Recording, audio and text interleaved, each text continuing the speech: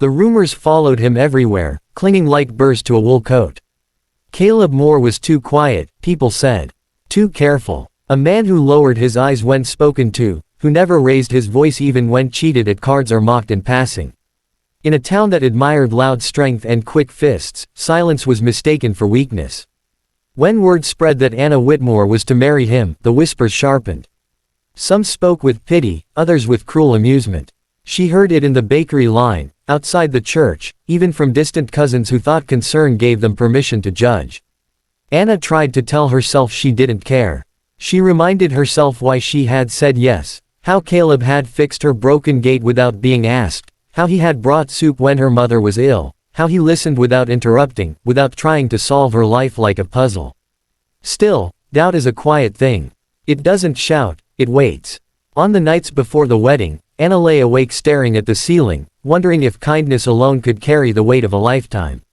Caleb never defended himself. When men joked that Anna would be running the house, he smiled faintly and tipped his hat. When someone called him soft, he simply returned to his work. He rose before dawn, tended his land with patience, and spoke to his horses as if they understood every word. There was a steadiness to him that felt unmovable, like a mountain that didn't need to prove it was tall. The wedding day arrived bright and windless. Anna walked down the aisle with her heart fluttering, noticing how Caleb's hands trembled as he waited for her. His suit was plain, carefully mended at the cuffs, and his boots were polished but worn. When he looked at her, his eyes held something deep and unguarded. Not hunger, not pride, just devotion. A few guests exchanged glances, reading his nervousness as weakness. Anna felt that knot tighten again, but she squeezed his hand, and he squeezed back, grounding her. The celebration was modest. Laughter filled the yard, music drifted into the fields, and the talk never fully stopped. Anna caught fragments as she passed by. She's braver than me, he's a good man, but each unfinished sentence weighed on her more than the spoken ones. Caleb stayed close, offering her water, making sure she ate, never leaving her side unless she nodded that it was all right. As evening settled in, lanterns were lit and goodbyes said. The house felt suddenly too quiet, too full of expectation.